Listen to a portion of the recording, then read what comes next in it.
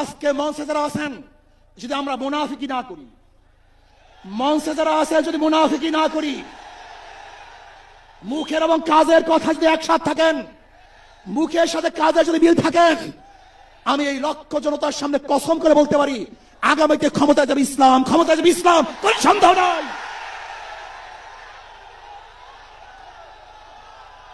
যদি আমরা মুনাফিকি না করি, যদি আমরা ঐক্যবদ্ধ থাকি, বাংলাদেশে একটা বাক্স ইসলামের নামে দিতে পারি।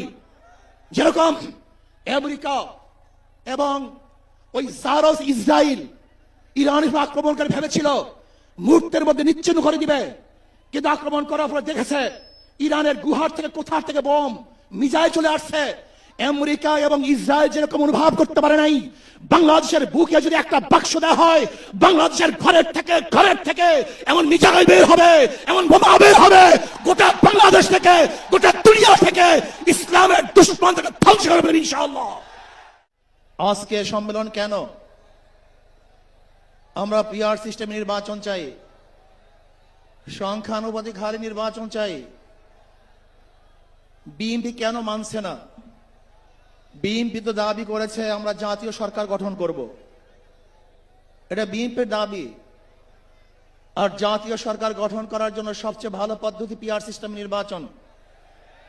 জাতীয় সরকার সর্বদলের অংশগ্রহণমূলক সরকার, আর সর্বদলের অংশমূলক সরকার গঠন হতে পারে একমাত্র পিআর সিস্টেম নির্বাচনের ভিত্তিতেই। তাহলে কেন বিএনপি মানছে না? কারণটা কি আমি তো বুঝি না।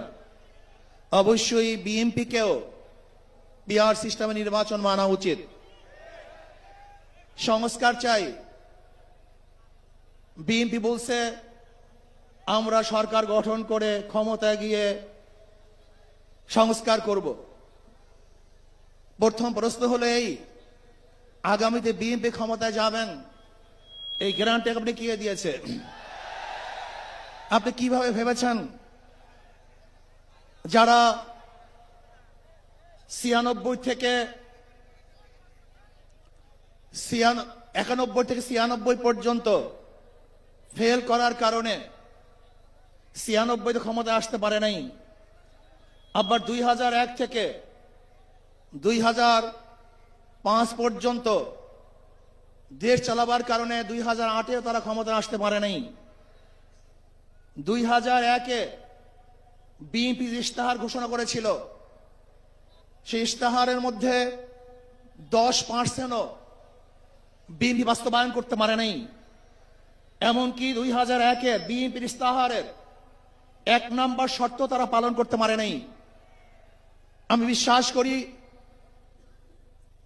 আগামীতে ক্ষমতায় কে যাবে না যাবে আমি জানি না, কিন্তু বাংলাদেশের জনগণ কোন দুর্নীতিবাজ, চাঁদাবাজ, দখলবাজ, খুনিদেরকে আর ক্ষমতায় নিবে না। বাংলাদেশের জনগণ রক্ত দিয়েছে, জীবন দিয়েছে বাংলাদেশে চাঁদাবাজি করার জন্য নয়, খুন করার জন্য নয়, দেশকে দখল করার জন্য নয়, দুর্নীতি করার জন্য মানুষ রক্ত দেয়, জীবন দেয়। বাংলাদেশের মানুষ জীবন দিয়েছিল, মানুষ মুক্তি পাবে, শান্তি পাবে। আমার গরিব দুঃখী মানুষ ক্ষুধার্ত থাকবে না, বাংলাদেশের একজন মানুষ খোলা আকাশের নিচে থাকবে না, বাংলাদেশের একজন গরিব বস্ত্রহীন থাকবে না, আমার বাংলাদেশের কোন মানুষ গুম হবে না, খুন হবে না, বাংলাদেশের কোন ব্যবসায়ীকে চাঁদা দিতে হবে না, বাংলাদেশের প্রত্যেক নাগরিক অধিকার বাস্তবায়ন হবে, তারা শান্তিতে বসবাস করতে পারবে, নির্বিঘ্নে ঘুমাতে পারবে, আমার মা বোনরা ইজ্জত দিয়ে রাস্তায় চলাফেরা করতে পারবে, বাংলাদেশের মসজিদ থাকবে, মাদ্রাসা থাকবে, দাড়ি থাকবে, টুপি থাকবে, দাড়ি পরে কেউ আক্রমণ করতে পারবে না, টুপিকে ছিনিয়ে কেউ নিতে পারবে না, ইসলামের বাইরে কেউ আইন পাস করতে পারবে না। এর জন্য জীবন দিয়েছিল, রক্ত দিয়েছিল।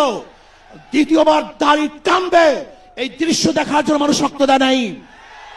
মৌলবাদীর বিরুদ্ধে আঙ্গুল তুলবে, মোল্লা বলে গালি দিবে, আজকে টুপি দাড়িওয়ালাদেরকে ক্ষমতায় যেতে দেবে না, এই স্লোগান শোনার জন্য মানুষ রক্ত দেয় নাই। এই দৃশ্য দেখার জন্য বুকের তাজা রক্ত জমিনে ঢেলে দিয়ে মানুষ শাহাদাত বরণ করে নাই, বরং বাংলাদেশের মানুষ শাহাদাত বরণ করেছিল এই জাতিকে মুক্তি দেওয়ার জন্য, কোরআন ও সুন্নাহর আইন বাস্তবায়ন করার জন্য। বাংলাদেশের মানুষ ওই ভারতের গোলামি করার জন্য রক্ত দেয় নাই। বাংলাদেশের মানুষ ভারত আমাদের দেশে কর্তৃত্ব নেতৃত্ব করবে, আমেরিকা আমাদের দেশে কর্তৃত্ব নেতৃত্ব করবে, এর জন্য বাংলাদেশের মানুষ জীবন দেয় না, রক্ত দেয় নাই। বাংলাদেশের মানুষ সাধন, তারা নিজেরা আইন প্রণয়ন করবে, নিজেরা সংসদ পরিচালিত করবে, তারা নিজেদের পায়ে দাঁড়াবে। বাংলাদেশের মানুষ জীবন দিতে পারে কিন্তু কার গোলামি করতে পারে না। প্রিয় ভাইয়েরা আমার, আমি বিশ্বাস করি আজকে মঞ্চে যারা আছেন, যদি আমরা মুনাফিকি না করি, মঞ্চে যারা আছেন যদি মুনাফিকি না করি, মুখের এবং কাজের কথা যদি একসাথে থাকেন, মুখের সাথে কাজের যদি মিল থাকেন, আমি এই লক্ষ জনতার সামনে কসম করে বলতে পারি আগামীতে ক্ষমতায় যাবে ইসলাম, ক্ষমতায় যাবে ইসলাম, কোনো সন্দেহ নাই।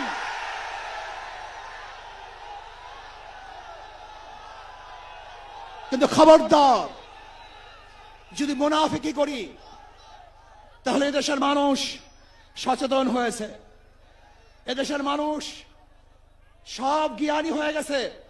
বিশ্বাস করবেন না, একজন রিক্সাওয়ালা, ঠেলাওয়ালা, কুলি মজদুরের বক্তব্য শুনলে আমরা আশ্চর্য হয়ে যাই বাংলাদেশের মানুষ কত সচেতন, তারা কত সচেতন হয়েছে। যদি আমরা মুনাফিকি না করি, যদি আমরা ঐক্যবদ্ধ থাকি, বাংলাদেশে একটা বাক্স ইসলামের নামে দিতে পারি। যেরকম আমেরিকা এবং ওই জারস ইসরায়েল ইরানের আক্রমণকারী ভেবেছিল মুহূর্তের মধ্যে নিশ্চিহ্ন করে দিবে, কিন্তু আক্রমণ করার পরে দেখেছে ইরানের গুহার থেকে কোথার থেকে বোম মিসাইল চলে আসছে। আমেরিকা এবং ইসরায়েল যেরকম অনুভব করতে পারে নাই, বাংলাদেশের বুকে যদি একটা বাক্স দেওয়া হয়, বাংলাদেশের ঘরের থেকে এমন মিসাইল বের হবে, এমন বোমা বের হবে, গোটা বাংলাদেশ থেকে, গোটা দুনিয়া থেকে ইসলামের দুশমন থেকে ধ্বংস করে ফেলবে ইনশাআল্লাহ। ঐক্য হন, মুনাফিকি করবেন না, একসাথ হন, ঐক্যবদ্ধ হন, এইটা আমার মেসেজ থাকবে। যদি ঐক্যবদ্ধ ভাবে ক্ষমতার লোভকে সংবরণ করে, আমি ক্ষমতায় যেতে চাই না, ইসলামকে ক্ষমতায় নিতে চাই। আমি ক্ষমতায় যাইতে চাই না, কোরআন ও সুন্নাহকে ক্ষমতায় নিতে চাই। যদি আদর্শ লালন করেন, এই নীতি আদর্শ যদি গ্রহণ করেন, ইনশাআল্লাহ নাসরুম মিনাল্লাহি ফাতহুন করিব অবাশশিরিস সাবিরিন। সেই দিন আসতেছে, আমি দেখতেছি, মনে হয় আমার চোখের সামনে আমি দেখতেছি ওই সংসদের মধ্যে কলেমার কথা হবে, কোরআন ও সুন্নাহর কথা হবে, লা ইলাহা ইল্লাল্লাহ উচ্চারিত হবে। গোটা বাংলাদেশের মানুষ শান্তিতে বসবাস করতে পারবে, জুলুম থাকবে না, অত্যাচার থাকবে না, অবিচার থাকবে না। প্রত্যেকটা মানুষের প্রাপ্তি তাদের ঘরে ঘরে পৌঁছানো হবে। আজকে আমার মা বোনেরা মনে করছে ইসলাম ক্ষমতা আসলে আমাদের অবস্থাটা কি হবে। ইসলাম ক্ষমতা আসলে প্রত্যেকটা মা বোনের ন্যায্য অধিকারকে প্রতিষ্ঠিত করা হবে। ইসলাম ক্ষমতা আসলে আগামী 5-10 বছরের মধ্যে সমস্ত গরিবরা দরিদ্র সীমার উপরে চলে যাবে। ইসলাম ক্ষমতা আসলে 28 লক্ষ কোটি টাকা বিদেশে পাচার হবে না, দুর্নীতি থাকবে না, জুলুম থাকবে না, অত্যাচার থাকবে না, নির্বিচারে কোনো মানুষ আর খুন হবে না, গুম হবে না। ইসলাম ক্ষমতা আসলে শ্রমিকদেরকে তাদের অধিকার আদায়ের জন্য রাস্তায় নামার কোনো প্রয়োজন হবে না। ইসলাম ক্ষমতা আসলে কৃষক, শ্রমিক, মজদুররা তাদের অধিকারকে প্রতিষ্ঠিত করার জন্য ইসলামী সরকার তাদেরকে নিয়ে কমিটি গঠন করে তাদের প্রাপ্তি তাদের কাছে পৌঁছায় দেবে। আসুন ইসলামী হুকুমাত কায়েম করার জন্য আমরা চেষ্টা করব। আজকে আমাদের এই জনসভায় যশোর থেকে আমার কিছু ভাই আসার সময় তার অ্যাক্সিডেন্ট হয়ে শাহাদাত বরণ করেছে। আল্লাহ তাদেরকে জান্নাতুল ফেরদাউস দান করেন। আমার অনেক ভাইয়ের আহত অবস্থায় আছে, আল্লাহ পাক তাদেরকে সুস্থ করে দেন। আসুন আজকে জনসমুদ্রে আমরা আসছি, আমাদের টাকা নাই, পয়সা নাই, নিজের পয়সা দিয়ে এসছি, নিজের খানা খেয়েছি। এই জাতিকে, এই দলকে, এই কাফেলাকে গোটা দুনিয়ার কোনো প্রশক্তি পরাজয় করতে পারবে না, থামিয়ে রাখতে পারবে না। অবশ্যই ইনশাআল্লাহ আমরা বিজয় হব। আল্লাহ আমাকে এবং